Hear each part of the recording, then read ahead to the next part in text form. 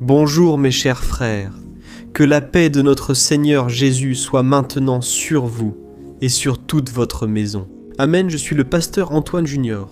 Frères, Dieu m'a donné une parole aujourd'hui. Je ne peux pas rester silencieux, je dois te transmettre exactement ce que le Saint-Esprit a mis dans mon cœur. Comme vous le savez, ici sur ma chaîne, nous ne parlons pas de religion, nous parlons seulement des promesses du Seigneur, nous parlons de l'Évangile, des enseignements de Jésus-Christ. Aujourd'hui, frères, Dieu m'a parlé avec force sur les promesses qui s'accompliront au moment parfait, déterminé. Si je te disais que la promesse de Dieu est en chemin et que bientôt tu auras ta victoire entre tes mains, tu y croirais. Tu dirais, « Pasteur, arrête de mentir, je sais déjà que ça n'arrivera pas. » Serais-tu celle qui doute souvent de moi ? Parce que tu regardes tes circonstances, tu regardes ta propre famille, ta vie, et tu ne trouves que du désordre. On dirait que l'histoire de ta vie, au lieu d'être un beau tableau, tout peint, tout dessiné parfaitement, on dirait qu'en fait, c'est un dessin, un brouillon, tu vois ?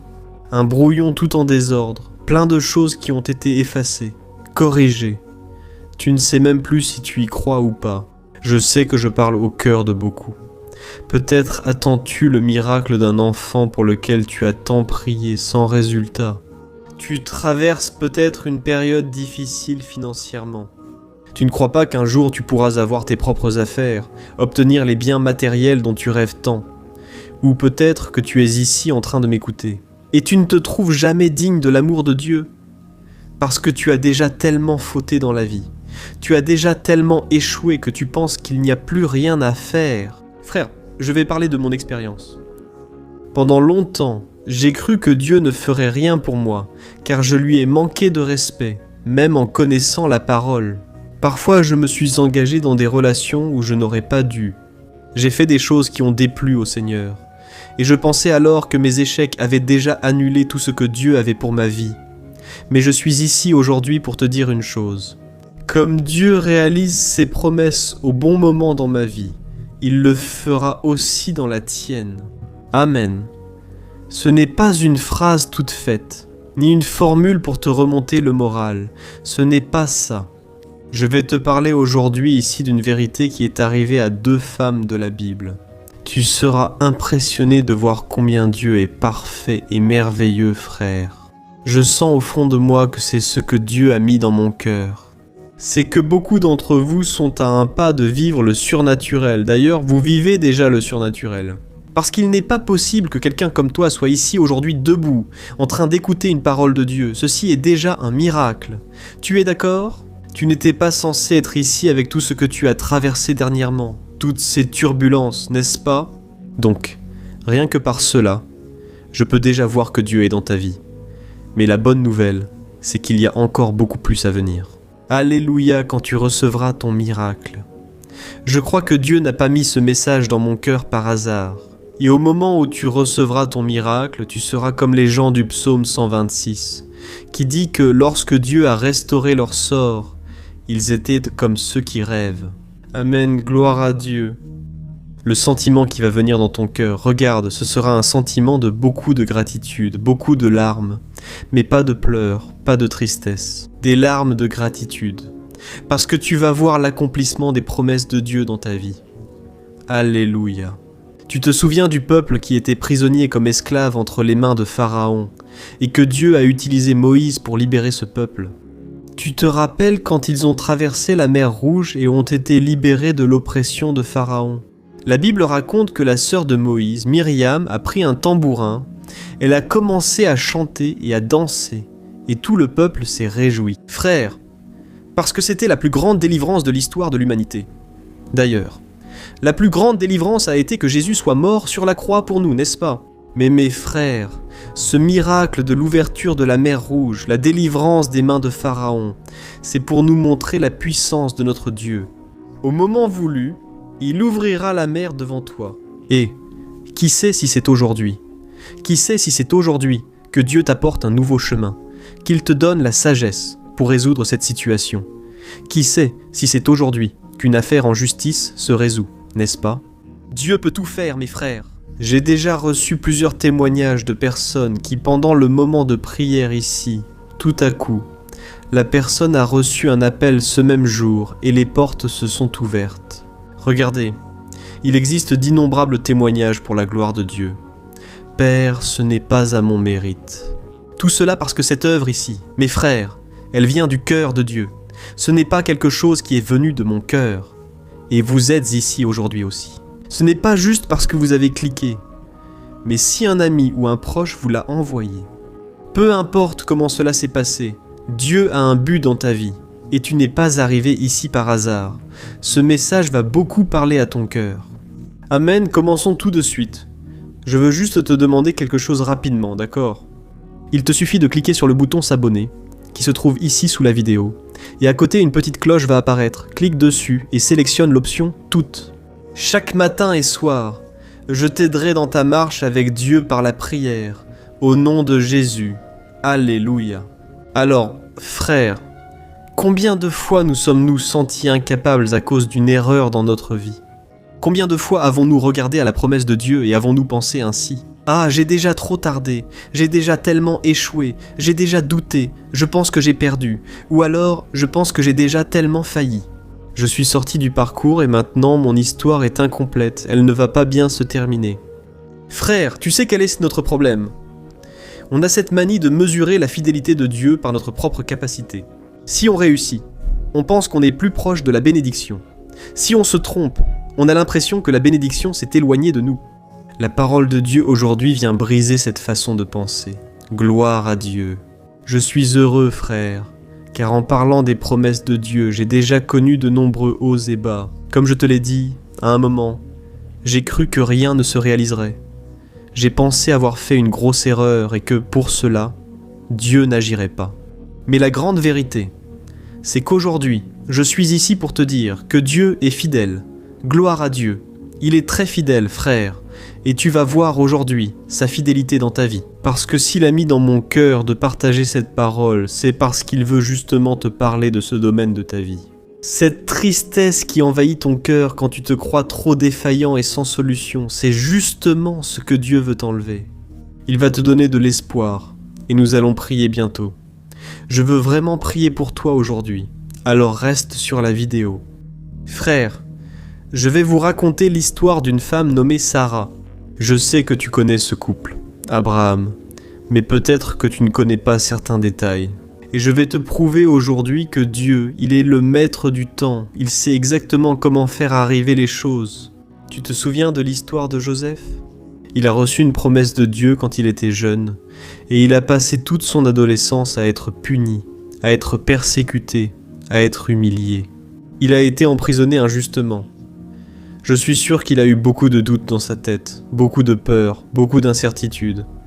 Mais au bon moment, au moment parfait de Dieu, il a fini par devenir le gouverneur de l'Égypte. Et alors il a pu secourir toute sa famille. Enfin, Dieu, mes frères, n'est jamais pris au dépourvu. Alors faisons ici une analyse de ce couple, Abraham et Sarah. La Bible raconte que Dieu leur a fait une très grande promesse, n'est-ce pas ? Qu'ils auraient un fils et que de ce fils naîtrait une grande nation. Mais il y avait un petit problème. Ces deux-là étaient déjà âgés. Le temps naturel pour Kotonji, tu vois, était déjà passé. Et année après année, rien de la promesse ne se réalisait. Le ventre de Sarah restait vide, et leur cœur devait probablement se remplir de plus en plus de doutes. Et c'est là que survient la première grande erreur. Ils s'étaient fatigués d'attendre, et ont voulu aider Dieu. Tu as déjà fait pareil ? Sois très sincère. Y a-t-il déjà eu un moment où tu as essayé de donner un coup de main au Seigneur ? Tu as essayé de résoudre la situation à ta façon. Tu t'es engagé avec quelqu'un simplement par impatience d'attendre la réponse du Seigneur. Bref, la Bible raconte que Sarah, quand elle était très angoissée, a eu une idée qui, pour la culture de l'époque, semblait avoir du sens. Elle a tout simplement offert sa servante, son esclave, appelée Agar, pour qu'Abraham ait un enfant avec elle. Parce que sûrement, dans sa tête, elle s'est dit « Ah, le problème, c'est moi. Je suis l'obstacle, je suis l'entrave pour que Dieu accomplisse ses promesses, mes frères. » Elle a demandé à son mari de coucher avec Agar et, au lieu de faire confiance à la promesse de Dieu, il a accepté. Ils ont tenté par leurs propres moyens ce qui nécessitait un miracle. Quel en a été le résultat ? Frères, tant de confusion, de disputes, de jalousie et de souffrance. Le fils né de cette femme s'appelait Ismaël. E ele não era o filho da promessa. Então, Tout s'est compliqué quand la mère du garçon, Agar, pensait détenir la promesse, provoquant une grande jalousie. Avec l'épouse d'Abraham, elle a cru mériter les bénédictions de Dieu. Pour résumer toute l'histoire, frère, nous savons déjà que cela n'a pas marché. Abraham a dû dire au revoir à son fils, ce garçon appelé Ismaël. Et quand sa mère était avec ce garçon, ils étaient en chemin, là dans le désert. Et là, un ange lui a rendu visite et a dit que Dieu bénirait aussi la descendance de ce jeune homme. Mais nous savons que les conséquences sont là jusqu'à aujourd'hui. Les descendants de cette femme sont aujourd'hui les Arabes, qui se considèrent propriétaires des terres du peuple d'Israël.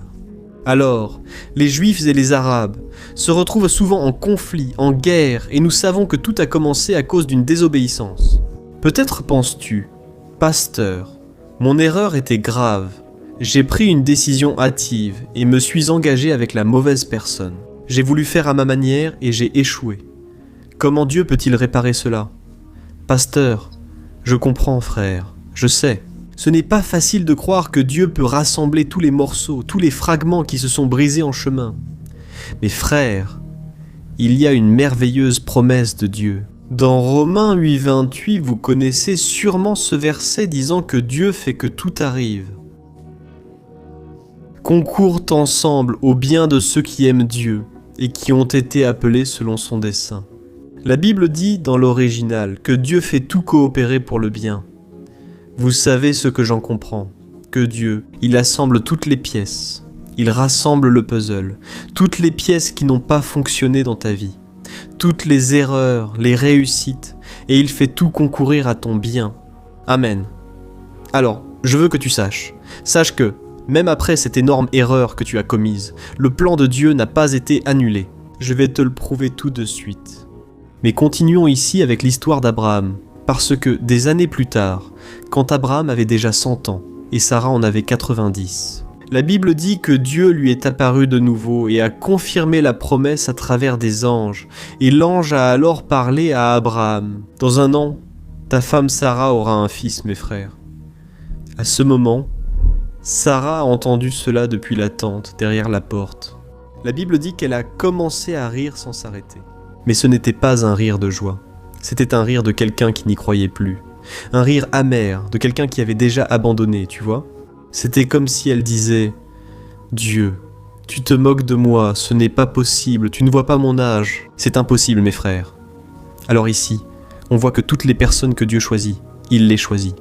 Ce sont des personnes faillibles, des personnes pécheresses. Parce que d'abord, il y a eu l'erreur de la précipitation d'Abraham, cet homme, même en connaissant la promesse, a décidé de précipiter les choses, puis il y a eu le doute de Sarah, c'est-à-dire 2 failles au sein d'une même famille, au sein d'un mariage.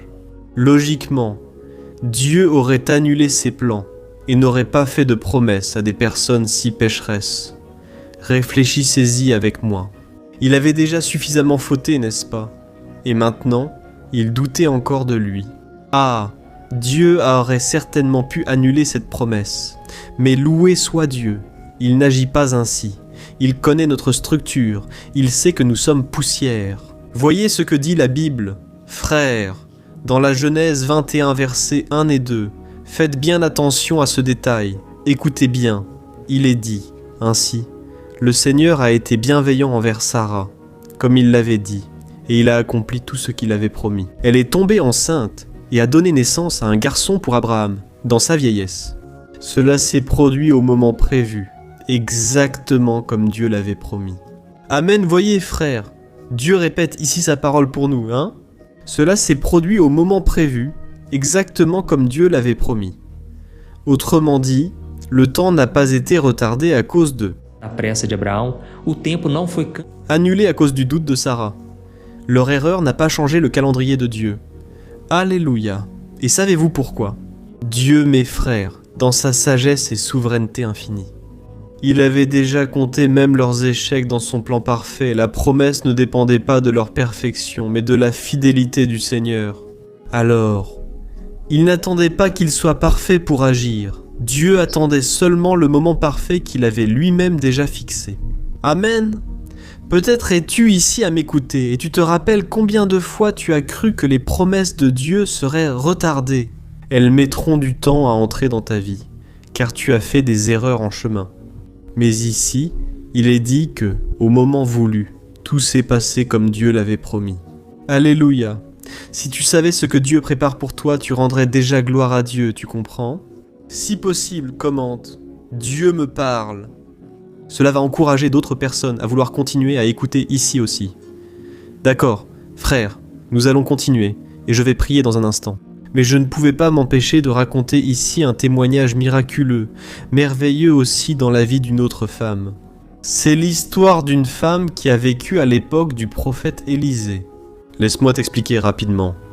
Cette femme était très riche, elle servait Dieu et elle était très hospitalière. Un jour, elle a aménagé une chambre chez elle pour héberger le prophète Élisée, qui passait souvent par cette ville. Elle n'a rien demandé en retour, c'est le plus beau, non? Elle a créé cette chambre pour honorer ce prophète, par amour, jusqu'au jour où Élisée a voulu la remercier, n'est-ce pas? Arrête-toi pour réfléchir. Jésus lui-même a dit que lorsque nous offrons un verre d'eau, que ce soit à un enfant, à l'un de ses petits, nous l'offrons certainement à Jésus lui-même. Alors, le prophète, très reconnaissant. Un jour, le prophète a demandé à cette femme ce qu'elle aimerait recevoir en échange. Ce n'était pas parce que c'était un échange, mais parce qu'il voulait montrer l'affection qu'il recevait. Il voulait rendre la pareille. Cette femme très humble a dit ne rien vouloir, mais le serviteur d'Élisée a signalé qu'elle n'avait pas d'enfant et que son mari était âgé. Alors le prophète, inspiré par Dieu, rempli de l'amour de Dieu, a fait une promesse qu'elle n'avait même pas demandée. Regardez comme c'est beau, frère. C'est écrit dans 2e livre des rois, chapitre 4, versets 16 et 17. Élisée dit « L'an prochain, à cette époque, tu auras un fils dans tes bras. » Et elle s'est écriée « Non, mon Seigneur, homme de Dieu, ne mens pas à ta servante. » Mais en effet, la femme tomba enceinte, et l'année suivante, à peu près à la même époque, elle donna naissance à un fils. Comme Élisée l'a dit. Amen, frère. Avez-vous remarqué qu'il y a un schéma ici? Sa réponse a été la même que celle de Sarah, c'est-à-dire qu'elle n'a pas cru. Elle est même allée jusqu'à dire au prophète Élisée « Ne me mens pas, ne me fais pas de promesses qui ne seront pas tenues. Ne me trompe pas, frère. » Regardez ce qu'il y avait dans le cœur de cette femme. Et cela me montre simplement que son cœur était blessé par un espoir qui pouvait être faux. Frère, elle avait tellement peur d'être déçue qu'elle a préféré ne pas croire à la promesse. Je sais que beaucoup d'entre vous ici, surtout des femmes, sont profondément blessés. Très souvent, vous préférez renoncer à quelque chose dont vous rêvez, que vous désirez tant, simplement parce que vous êtes blessé. Vous avez peur de souffrir. Frère, je vais vous raconter ici un petit bout de quelque chose qui m'est arrivé à moi et à mon épouse Thaïs. Nous sommes déjà mariés depuis plus de 12 ans. Et je me souviens que lorsque nous avons commencé à sortir ensemble, eh bien, mon épouse, qui était en fait ma petite amie à l'époque, n'est-ce pas? Elle avait très peur d'être déçue, d'être frustrée. Et donc chaque fois que nous nous disputions, pour n'importe quelle raison, elle pensait qu'il valait mieux rompre, vous voyez? Elle me disait toujours « Ah, ça ne va pas marcher, nous deux, non. Ah, je pense qu'il vaut mieux que nous. » C'est ça les frères, jusqu'au jour où je priais, et j'étais très triste. Vous savez quand? Elle disait cela car cela semblait qu'elle ne m'aimait pas, alors qu'en réalité elle m'aimait beaucoup, mais avait peur de souffrir. Et c'est le Saint-Esprit de Dieu qui m'a révélé cela. Le Saint-Esprit m'a montré la blessure qui était dans son cœur. J'ai pu comprendre qu'en réalité, c'était une façon pour elle de se protéger contre toute frustration. Et loué soit-il, cela faisait... E eu também nem sabia, tinha percebido que eu tinha tantas feridas e Deus usou ela na minha vida também. Então eu senti no meu coração agora de te contar esse pedacinho da minha vida. Divine horloge, elle était déjà victime. Bible ayant une véritable, mais des mains de... Essas como a mulher tsunami. N'est-ce pas? Alors qu'elle avait l'air si mignonne, elle portait des blessures dans son cœur. Mais tu sais quelle sera la bonne nouvelle? Dieu ne s'en est pas soucié. Il l'a fait quand même, alléluia. La promesse s'est accomplie parce que la Bible dit que l'année suivante, à peu près à la même époque, c'est-à-dire encore une fois, c'était le moment exact de Dieu. comme Sarah qui a attendu des décennies en doutant. La Sunamite, sans rien attendre, a aussi douté. Même ainsi, la fidélité de Dieu, regardez, a été surprenante. Dieu a fait bien plus qu'elle n'aurait jamais imaginé. Et Dieu va faire cela dans votre vie aussi. Alléluia. Écoute, je veux te dire une chose. Dieu ne joue pas avec les sentiments de qui que ce soit. Ce temps d'attente est en fait un temps de préparation. Je veux te poser une question ici avant qu'on prie. Laisse déjà ton commentaire pour qu'on puisse prier dessus, d'accord ? Et ce que je veux te demander, c'est ceci. Quel est le miracle que tu attends depuis si longtemps ? Ce dont tu rêves et pries chaque jour. Même si tu faiblis ou doutes, tu rêves toujours de cela. Quel est ce miracle ? Dis-moi, je veux savoir. Parce qu'en fait, quand on prie de façon spécifique, notre foi devient encore plus forte. N'est-ce pas vrai ? Frère, Dieu sait déjà tout ce que nous traversons.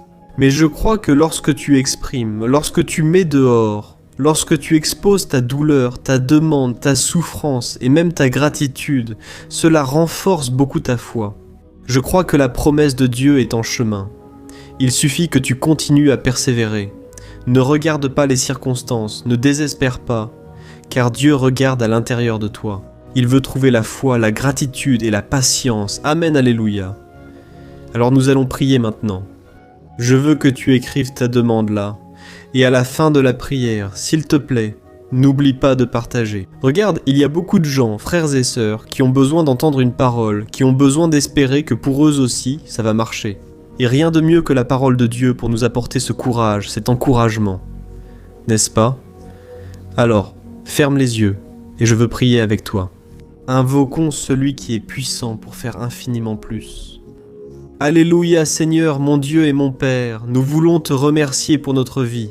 Merci pour cette opportunité d'entendre ta parole une fois de plus. Ô Seigneur, ces prières du matin et du soir ont été une bénédiction. Père, combien de fois as-tu parlé avec nous ? Commencer et finir la journée en prière est un bonheur. Merci Dieu pour ta présence. Merci Seigneur.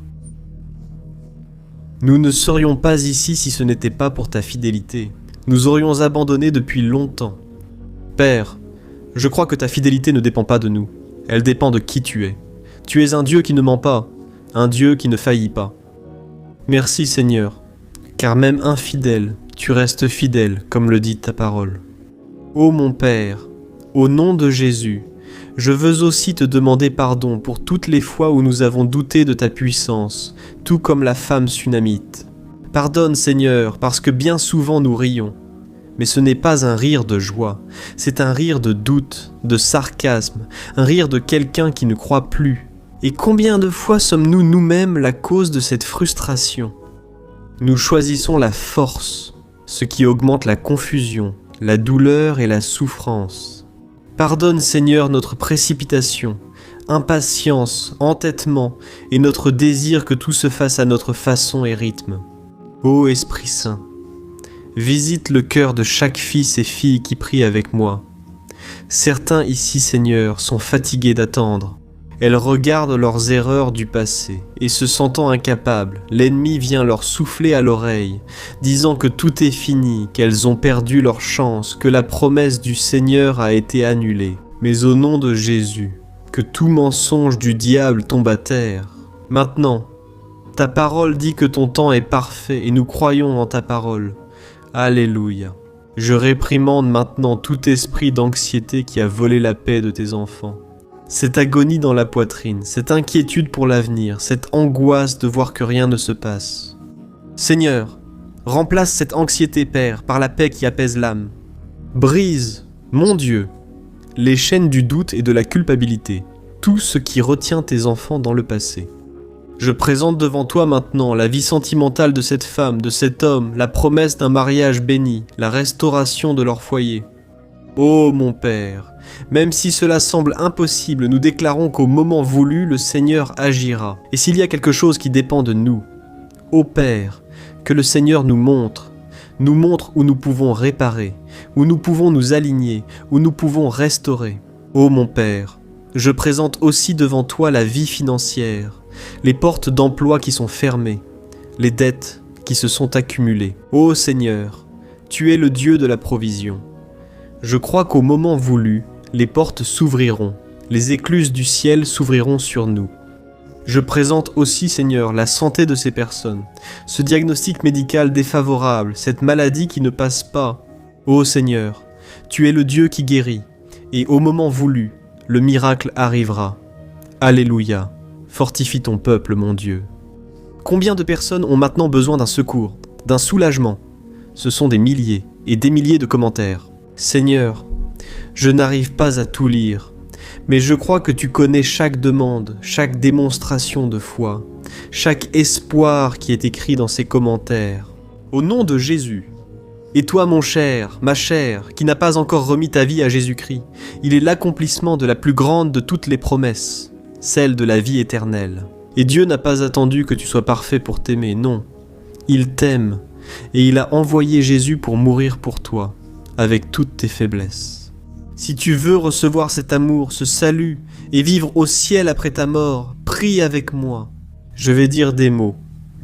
Répète-les simplement de tout ton cœur, d'accord? Dis ainsi. Ô Seigneur Jésus, je reconnais mes erreurs, mes péchés et ma précipitation. Je ne veux plus vivre à ma façon. Seigneur, je veux que tu contrôles ma vie, que tu diriges mes pas. Je remets mon avenir entre tes mains. Pardonne-moi, Seigneur, purifie-moi, transforme-moi. Écris mon nom dans le livre de la vie, car je te reçois comme mon seul Sauveur, mon seul Seigneur. Et je rejette maintenant tout mon passé, toute l'idolâtrie de mon cœur. Je n'en veux plus, je vais t'aimer par-dessus tout. Au nom de Jésus, c'est ce que je prie. Amen, alléluia. Ô Seigneur, je te demande maintenant, mon Père, que tu reçoives cette personne sur ton autel. Je crois qu'en ce moment, le Saint-Esprit a été placé dans ce cœur et que jamais plus cette personne ne sera seule. Et je te demande maintenant, Père, que cette prière se répande, qu'elle atteigne des milliers et des milliers de cœurs qui étaient en train d'abandonner, qu'il y ait délivrance, salut et guérison à travers ta parole. Je bénis, mon Père, chaque personne qui m'écoute maintenant, et je déclare que le temps de Dieu est en chemin. Au nom de Jésus, c'est ainsi que je prie et je te remercie déjà. Amen, gloire à Dieu. Salut, puis-je te poser une question? As-tu déjà remarqué que souvent les choses ne vont pas dans ta vie? Et alors tu te sens perdu, frustré, et tu penses que tu ne seras jamais vraiment heureux. Il y a tellement de problèmes que tu affrontes, des problèmes de relations, des problèmes familiaux, le manque d'argent et tant d'autres choses qui arrivent et qui te découragent beaucoup. Ceci affaiblit ta foi. Sais-tu pourquoi tout cela arrive? Je suis certain que C'est exactement cela qui t'empêche de vivre une vie de paix, une vie d'harmonie et de prospérité. C'est que tu ne mets pas en pratique les principes de la parole de Dieu. Mais je sais que tu essaies, mais on dirait que quelque chose t'a empêché de prier. Quelque chose t'empêche de comprendre, ce qui te rend perdu et frustré. C'est pourquoi je veux te dire quelque chose. Des milliers de personnes rejoignent déjà le mouvement que j'ai créé, le voyage de la foi, et elles arrivent à grandir spirituellement. Elles améliorent leurs relations, et leur vie est devenue beaucoup plus heureuse et bénie. J'ai déjà vécu ce que tu traverses, et je connais bien ta douleur. Moi aussi, je me sentais complètement perdu. Je savais que je devais prier davantage, que je devais lire la Bible, mais je n'y arrivais pas, et alors je me sentais totalement frustré. Jusqu'à ce qu'après tant de luttes, j'ai découvert une façon de grandir dans ma marche avec Dieu. Et après avoir réussi à faire cela, ma vie a changé, du tout au tout. La transformation a été si grande qu'aujourd'hui, j'arrive à aider des milliers et des milliers de personnes chaque jour. C'est pourquoi je veux que tu prennes un engagement, d'abord avec toi-même et aussi avec Dieu, que tu vas suivre tout ce que je vais te dire dans cette vidéo, d'accord ? La première chose que tu dois faire, c'est prier et lire la Bible de la bonne manière, pour qu'elle entre dans ton cœur et apporte le changement que tu désires tant, et qu'elle change aussi ton comportement. Je sais que souvent tu ne sais pas quoi faire, car ton cœur est très triste, affligé et perdu. Je sais aussi que souvent tu es frustré parce que tu n'as pas la force d'aller de l'avant. J'ai vécu ainsi de nombreuses années, je sais ce que c'est. Jusqu'à ce que je voie la parole de Dieu de façon simple et pratique. Et ce parcours a transformé ma vie à tel point qu'aujourd'hui je suis ici, aidant des milliers de personnes à trouver la paix, l'harmonie et la direction. Frères, je ne pouvais pas garder cela pour moi, ni retenir cette connaissance. C'est pourquoi j'ai écrit 3 livres pour vous apprendre cette méthode simple et pratique de chercher Dieu et obtenir des résultats. Le premier livre est « Le moment avec Dieu ». Il va nourrir votre esprit d'une telle manière que vous allez ressentir un grand désir de chercher Dieu. Dans ce livre, vous allez comprendre la parole d'une manière très simple et cela va renforcer votre foi en lui. Vous allez lire un message pour chaque jour de l'année, en rappelant que tous ces messages sont divisés par thème, pour que vous puissiez aller directement à cette parole dont vous avez tant besoin. Et le deuxième livre, c'est Vie de prière. Ce livre va changer vos sentiments, il va guérir vos émotions, il va donner une direction à votre vie. Vous allez remarquer que votre quotidien sera beaucoup plus léger. Parce que la prière, elle apaise notre cœur, elle soulage notre âme. Amen. Et dans ce livre aussi, vous trouverez une prière pour chaque jour. Et toutes ces prières sont également classées par thème. Par exemple, il y a une prière pour l'anxiété, une prière pour la dépression, une prière pour l'angoisse, le sentiment de culpabilité. Vous qui devez prendre une décision aujourd'hui, enfin, toutes ces prières vont vraiment vous fortifier dans votre marche avec Dieu. Et enfin, il y a le livre Minutes de paix. C'est le livre qui va changer vos attitudes et il va vous guider pour que vous ne vous sentiez plus jamais perdu. D'accord, le livre Minutes de paix propose des tâches simples et rapides à intégrer dans votre quotidien. Après tout, la Bible dit que la foi sans les œuvres est morte, amen. Et comme je veux que vous ayez tous accès à cette nourriture spirituelle quotidienne, je mets ces 3 livres à disposition en version numérique, pour que vous puissiez y accéder où que vous soyez, que ce soit sur votre téléphone ou sur votre ordinateur. Tout cela, mes frères, à un prix abordable. Vous aiderez aussi notre ministère à toucher plus de personnes avec le message de l'Évangile. Alors, il vous suffit d'accéder au site www.jornadadafe.com.br qui s'affiche juste ici à l'écran. Vous pouvez aussi cliquer sur le lien sous la vidéo dans la description. D'accord, c'est très rapide, c'est sécurisé et vous recevrez tout de suite mes 3 livres numériques dans votre email. Pour que vous puissiez commencer votre transformation dès aujourd'hui, d'accord ? Alors, cliquez sur le lien qui se trouve juste ici en dessous de la vidéo. Que Dieu te bénisse puissamment, grosse accolade.